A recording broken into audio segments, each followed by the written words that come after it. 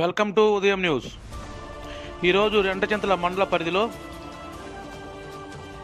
మాజీ ప్రధాని అటల్ బిహారీ వాజ్పేయి గారి వర్ధంతిని జిల్లా యువ నాయకులు ఇంటూరి రాజశేఖర రెడ్డి గారి ఆధ్వర్యంలో ఘనంగా నిర్వహించారు. ఈ యొక్క కార్యక్రమంలో మాచర్ల నియోజకవర్గ ఇన్ఛార్జ్ నాసరయ్య, జిల్లా కార్యదర్శులు మట్టారెడ్డి, పుల్లారెడ్డి, भारत माता की जय, भारत माता की जय, जोहार अटल बिहारी वाजपेयी गारू, जोहार, जोहार अटल बिहारी वाजपेयी गारू, जोहार, जोहार अटल बिहारी वाजपेयी गारू, जोहार. అందరికీ నమస్కారం.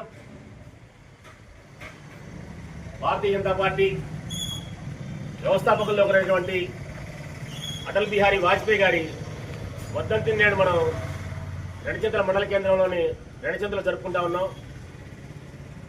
భారతదేశానికి స్వతంత్రం వచ్చిన తర్వాత ఆర్థిక పరంగా కానీ, అణ్వాయుధ పరంగా కానీ, సాంకేతిక పరంగా కానీ, మరియు మౌలిక వసతుల్లో కానీ ఒక దిశానిర్దేశం చూపేటువంటి మహానాయకుడు భారతరత్న అటల్ బిహారీ వాజ్పేయి గారు అని చెప్పేసి ఈ సందర్భంగా తెలియజేసుకుంటున్నా. మనకి మంచి రహదారులు ఉన్నప్పుడే, మంచి వ్యవస్థ, రవాణా వ్యవస్థ ఉన్నప్పుడే మనకి అభివృద్ధి తొందరగా చెందుతామని చెప్పేసి సూచించిన వారిలో ఈయనొకరు.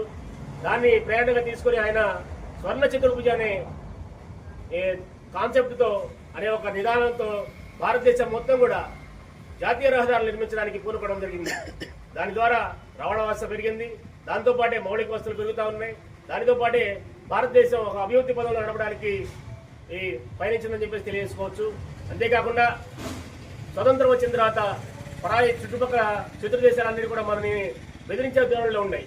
అట్లాంటి ధోరణి కూడా వాజ్పేయి గారు తీసుకోకుండా, వారిని పట్టించుకోకుండా అణ్వాయుధ పరీక్ష చేపించి భారతదేశం కూడా ఏ దేశాలకు తీసుకోలేదు, అగ్రరాజ్యాలకు అసలు తీర్చిపోలేదు అనే విధంగా వాజ్పేయి గారు అణ్వాయుధాల పరీక్షలు చేపించి భారతదేశం కూడా అణ్వాయుధ దేశంగా ప్రకటించడం జరిగింది. ఆ సందర్భంలో అమెరికా చాలా ఆంక్షలు పెట్టినా కానీ లెక్క చేయకుండా భారతదేశం సుస్థిరమైన దేశంగా ఉండాలి, సైనిక పరంగా కానీ, ఆయుధ పరంగా కానీ సుస్థిరంగా ఉండాలనే ఉద్దేశంతో వాజ్పేయి గారు ఆ నిర్ణయం తీసుకోవడం జరిగింది. అంతేకాకుండా ప్రతి గ్రామాలకు కూడా రవాణా వ్యవస్థ బాగుండాలని గ్రామీణ సడక్ యోజన భాగంగా ప్రతి గ్రామాలకు కూడా ప్రధాన రహదారికి అనుసంధానం అయ్యే విధంగా గ్రామీణ సడక్ యోజన భాగంగా రహదారులు నిర్మించడం జరిగింది. గతంలో అసలు కాంగ్రెస్ ప్రభుత్వంలో రహదారులు ఉండేవి కావు, కానీ ఈ పథకం ద్వారా గ్రామాలన్నీ కూడా పట్టణాలకి, మా మేజర్ పంచాయతీలకి దగ్గరై సుస్థిరమైన రవాణా వ్యవస్థకి పూనుకున్నారని చెప్పేసి తెలియజేసుకోవచ్చు.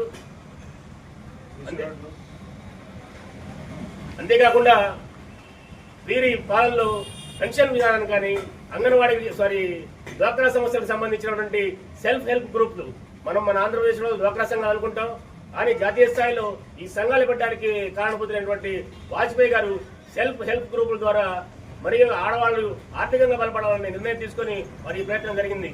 అంతేకాకుండా వీరి హయాంలోనే జాతీయ ఎయిమ్స్ హాస్పిటల్స్ ని నిర్మించడం జరిగింది. కాబట్టి వాజ్పేయి గారు భారతదేశానికి చేసిన వీళ్ళు ఎన్నో ఉన్నాయి. వారిని ఈ రోజు వారి వర్ధంతిని పురస్కరించుకొని వారి ఘనమైన నివాళులించుకుంటుంది రెంటచింతల బీజేపీ శాఖ. ధన్యవాదాలు.